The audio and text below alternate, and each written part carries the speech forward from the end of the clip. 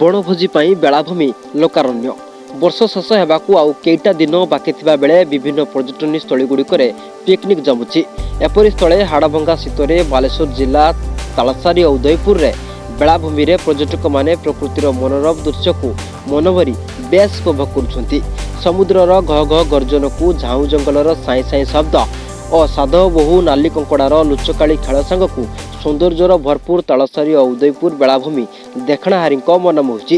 ପୁରୁଣା ବର୍ଷକୁ ମନେ ପକାଇ ତଥା ନୂଆ ବର୍ଷକୁ ପାଛୋଟି ଆଣିବାକୁ ଦୂରଦୂରାନ୍ତରୁ ଏଠାକୁ ଲୋକେ ଆସିଥିବାରୁ ଦେଖିବାକୁ ମିଳିଛି।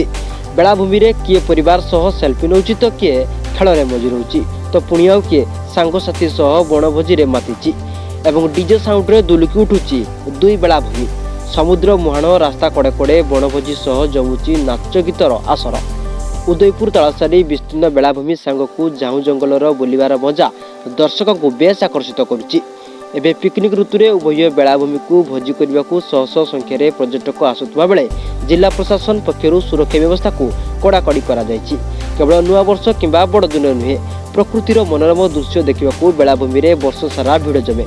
ତେବେ ବେଳାଭୂମିକୁ ଯିବା ପାଇଁ ରାସ୍ତାଘାଟ ଉନ୍ନତି, ଶୌଚାଳୟ ବ୍ୟବସ୍ଥା ଓ ଅସାମାଜିକ ଲୋକଙ୍କ କାର୍ଯ୍ୟକଳାପକୁ ଦୃଷ୍ଟିରେ ରଖି ଜିଲ୍ଲା ପ୍ରଶାସନ ପକ୍ଷରୁ ସୁରକ୍ଷା ବ୍ୟବସ୍ଥା କଡ଼ାକଡ଼ି କରାଯାଉ ବୋଲି ସାଧାରଣରେ ଦାବି ହେଉଛି।